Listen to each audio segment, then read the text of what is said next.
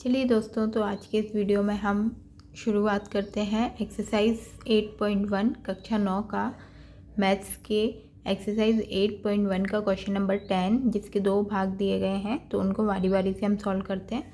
तो सबसे पहले हमें क्वेश्चन में क्या पूछा गया है उसको एक बार रीड कर लेते हैं। तो देखिए, क्वेश्चन इस प्रकार से हमारा कि ABCD एक समांतर चतुर्भुज है तथा AP और CQ शीर्षों A और C से विकर्ण BD पर क्रमशः लंब है। ये हमें इस प्रकार से एक आकृति दी गई है, ठीक है। और यह इसका क्वेश्चन था। तो हमें सिद्ध करना है कि त्रिभुज APV सर्वांगसम है त्रिभुज CQD के, यानी कि ये वाला त्रिभुज और इसके सर्वांगसम है। और दूसरे भाग में सिद्ध करना है कि AP बराबर CQ है। तो चलिए इसको देख लेते हैं क्वेश्चन को। तो मैंने इस प्रकार से आकृति बना ली है। ये मैंने रफ फिगर बनाया है, आप एग्ज़ाम में स्केल से अपना ड्रॉ करके आइएगा। तो सबसे पहले हमें दिया है त्रिभुज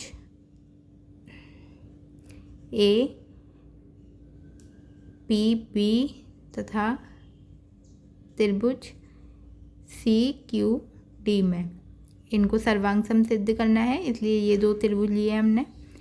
अब इसमें देखिए, सबसे पहले ये इतना त्रिभुज है APB ये वाला त्रिभुज, ये पूरा त्रिभुज, और दूसरा है CQD ये वाले त्रिभुज, इसमें और इसमें इन दोनों को सर्वांगसम सिद्ध करना है। तो जो AB भुजा है वो CD के बराबर होगी। क्यों? क्योंकि समांतर चतुर्भुज की सम्मुख भुजाएं बराबर होती हैं। तो ये दोनों आपस में बराबर हैं। तो इधर हम लिख देंगे कि AB बराबर CD। रीज़न भी दे देंगे, समांतर चतुर्भुज की सम्मुख भुजाएं, समांतर चतुर्भुज की सम्मुख भुजा, सम्मुख भुजा।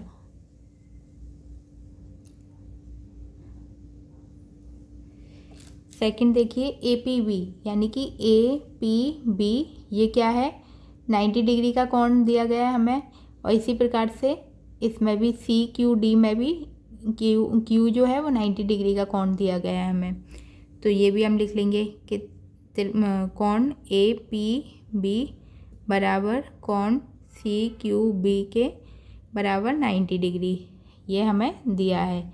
क्योंकि हमें क्वेश्चन में बोला गया है कि AP और CQ जो है शीर्ष A और C से विकर्ण BD पर लंब है। तो इस प्रकार से ये 90 डिग्री का हो गया।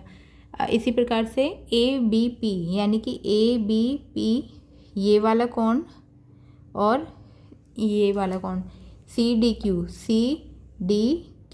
ये वाला कोण, ये क्या है, आपस में एकांतर अंतर कोण बना रहे हैं। तो ये इधर लिख देंगे ABP बराबर है CDQ के। क्यों? क्योंकि रीज़न है एकांतर अंतर कोण, एकांतर अंतः कोण। तो इस प्रकार से हमारा ये हो गया। अब देखिए कौन सा सर्वांग समता का नियम लग रहा है, भुजा कोण कोण, यानी कि AAS सर्वांग समता नियम द्वारा,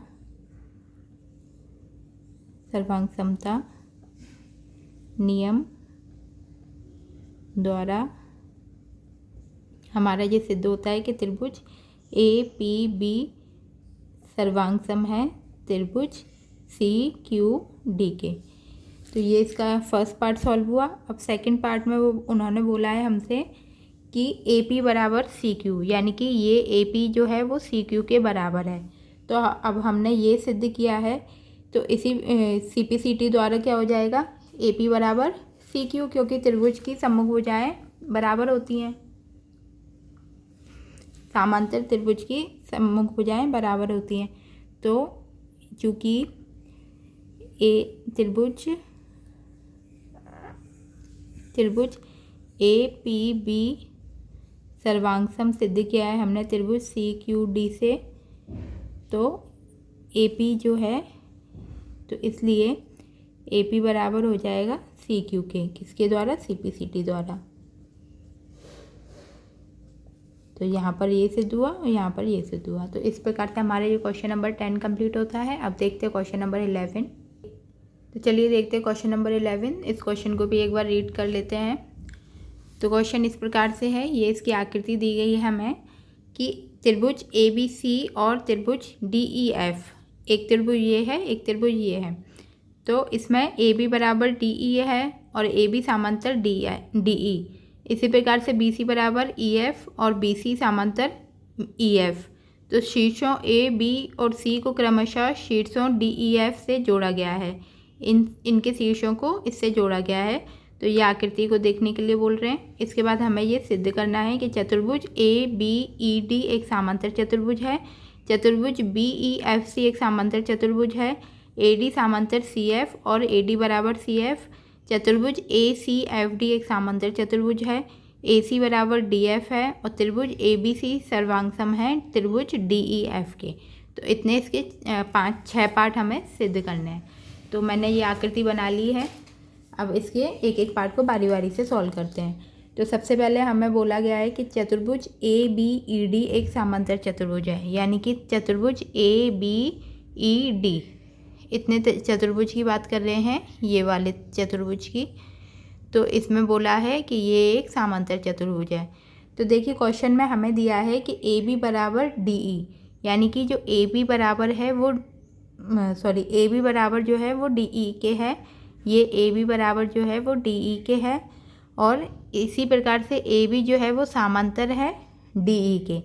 तो ये समांतर चतुर्भुज की कोई भी समांतर चतुर्भुज की भुजाओं का कोई भी एक युग्म या तो बराबर या समांतर हो तो वो हमारा समांतर चतुर्भुज ही कहलाया जाता है। तो ये समांतर चतुर्भुज की भुजाओं का युग्म समांतर भी है और बराबर भी है। तो ये हमारा क्या बोला जाएगा, समांतर चतुर्भुज कहलाया जाएगा। तो हम इधर लिख देते हैं कि AB बराबर जो है वो DE के है। इसी प्रकार से AB जो है वो समांतर है DE के। ये क्या है, हमें दिया है। ठीक है। तो अतः यहाँ पर क्या हो रहा है कि ये बराबर भी है, कोई भी समांतर चतुर्भुज का एक युग्म, भुजाओं का एक युग्म बराबर और समांतर दोनों हो तो वो हमारा समांतर चतुर्भुज ही कहलाया जाता है। तो अतः ABED एक समांतर चतुर्भुज है, एक समांतर चतुर्भुज है।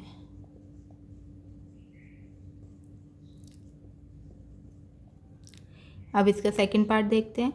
सेकंड में बोला है कि चतुर्भुज BEFC, यानी कि BEFC ये वाला चतुर्भुज जो बन रहा है ना, ये पूरा समांतर चतुर्भुज सिद्ध करना है। तो इसको भी इसी के जैसे क्वेश्चन में हमें दिया गया है कि BC बराबर EF और BC समांतर है EF के। देखिए ये BC जो है वो बराबर है EF के और BC जो है वो समांतर है EF के। तो इसी के जैसे कि भुजाओं का कोई भी एक युग्म बराबर और समांतर हो तो वो हमारा समांतर चतुर्भुज कहलाया जाता है। तो ये भी हमें दिया गया है। और अतः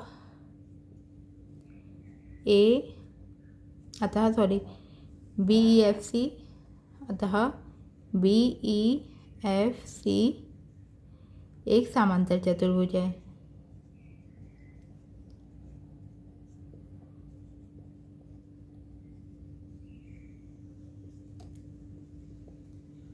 अब इसका थर्ड पार्ट देखते हैं। अब थर्ड में पूछा है कि AD समांतर है CF के और AD बराबर है CF के। तो AD और CF किस वाले चतुर्भुज में आ रहे हैं, AD और CF ये वाले चतुर्भुज में आ रहे हैं। ABED ये चतुर्भुज को हम ले लेंगे। तो ABED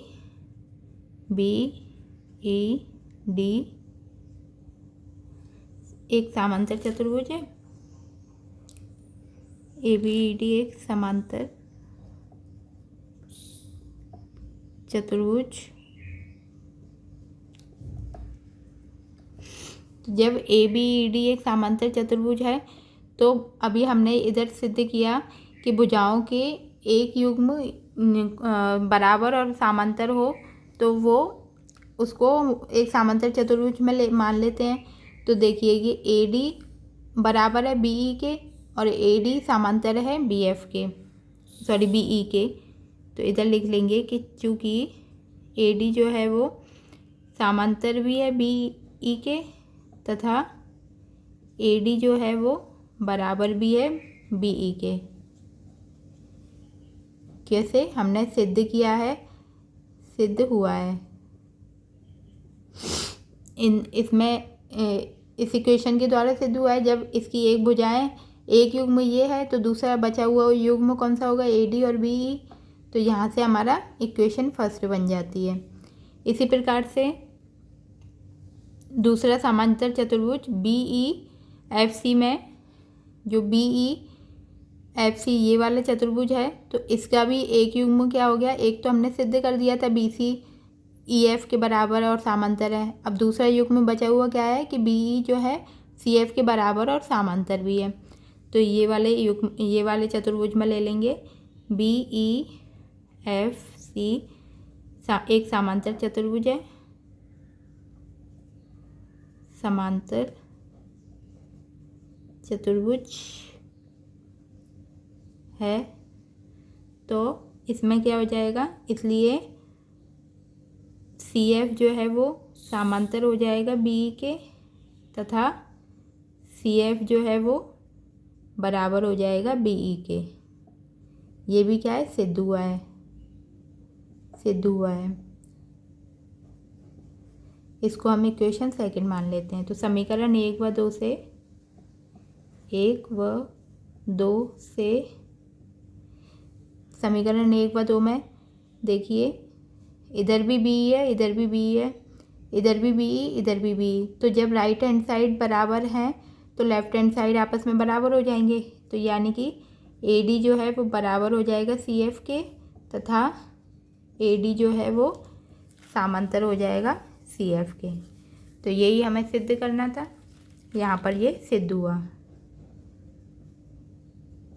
सिद्ध हुआ। तो ये हमारा थर्ड पार्ट पूरा हुआ। इसको अपन इधर लिख देते हैं, सिद्ध किया है, सिद्ध किया। ऊपर हमने सिद्ध किया है ना, इसलिए।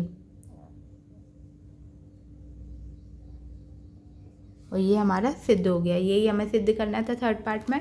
तो यहाँ तक इसका थर्ड पार्ट पूरा हुआ। अब फोर्थ पार्ट देख लेते हैं। तो देखिए फोर्थ में बोला है कि चतुर्भुज ए सी एफ डी, यानी कि ए सी एफ डी ये वाला एक चतुर्भुज समांतर चतुर्भुज है, इसको सिद्ध करना है। तो अभी हमने जो थर्ड पार्ट किया था उसमें ए डी समांतर सी एफ और ए डी बराबर सी एफ सिद्ध किया था। फोर्थ में हमने क्या किया था कि ए डी जो है वो समांतर है सी एफ के और ए डी जो है वो बराबर है सी एफ के। ऊपर सिद्ध किया है, ऊपर सिद्ध हुआ है, सिद्ध किया है। तो जब भुजाओं का एक युग्म बराबर और समांतर है तो वो समांतर चतुर्भुज कहलाया जाता है। तो अतः ए सी एफ डी एक समांतर चतुर्भुज है, एक समांतर चतुर्भुज है। और इसका फिफ्थ पार्ट में बोला गया है कि ए सी बराबर डी एफ, यानी कि ए सी जो है वो डी एफ के बराबर है। तो ये भी सिद्ध करना है। तो जब देखिए चूँकि ए सी एफ डी इतने, ये एक समांतर चतुर्भुज है। तो इस समांतर चतुर्भुज की सम्मुख भुजा कौन सी हो गई, ए सी और डी एफ। तो ये भी आपस में बराबर होगी। ए सी एफ डी एक समांतर चतुर्भुज है, ये इधर हमने सिद्ध किया था, समांतर चतुर्भुज है। तो इसकी सम्मुख भुजा भी क्या हो जाएगी, बराबर होगी डी एफ के। क्यों, क्योंकि समांतर चतुर्भुज की सम्मुख भुजा बराबर होती है। चतुर्भुज की सम्मुख भुजाएं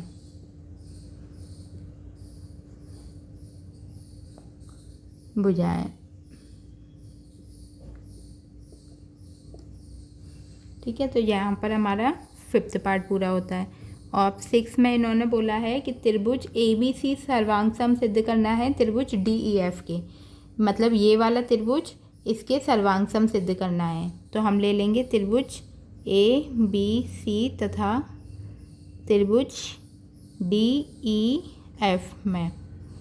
तो कोई भी 3 कंडीशनें सिद्ध करनी है, यानी कि AB बराबर, अभी देखिए कि AB बराबर हम DF क्या है हमें दिया गया है, इसी प्रकार से BC बराबर हमें EF दिया गया है क्वेश्चन में, तो वो लिख लेते हैं कि AB बराबर DF DE और BC बराबर किसके है EF के, ये क्या है दिया है। और AC बराबर DF, देखिए AC बराबर DF ये क्या है हम सिद्ध कर चुके हैं पीछे, ये इधर AC बराबर DF हम सिद्ध कर चुके हैं, AC बराबर DF ये क्या है सिद्ध हुआ।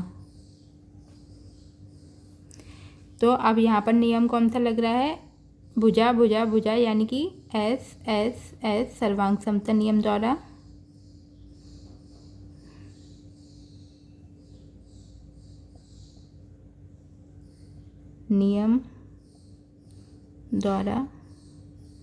तो यहाँ पर सिद्ध होता है कि त्रिभुज ABC सर्वांग सम है त्रिभुज DEF के।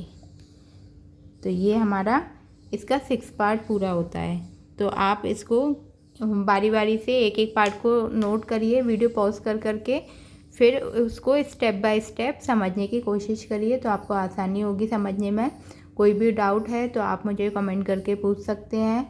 और अगर आप मेरे चैनल पर नए हैं तो इसको सब्सक्राइब ज़रूर करें, जिससे आपको मेरे आने वाले नए वीडियो के नोटिफिकेशन मिलते रहेंगे। तो आप वीडियो को ज़्यादा से ज़्यादा लाइक करें, सब्सक्राइब करें और शेयर करते जाएं। अपने फ्रेंड्स में इसको शेयर करें, उनको सब्सक्राइब करवाएं। तो धन्यवाद, ऐसे ही देखते रहिए और मैं नई वीडियो लाती रहूँगी आपके लिए।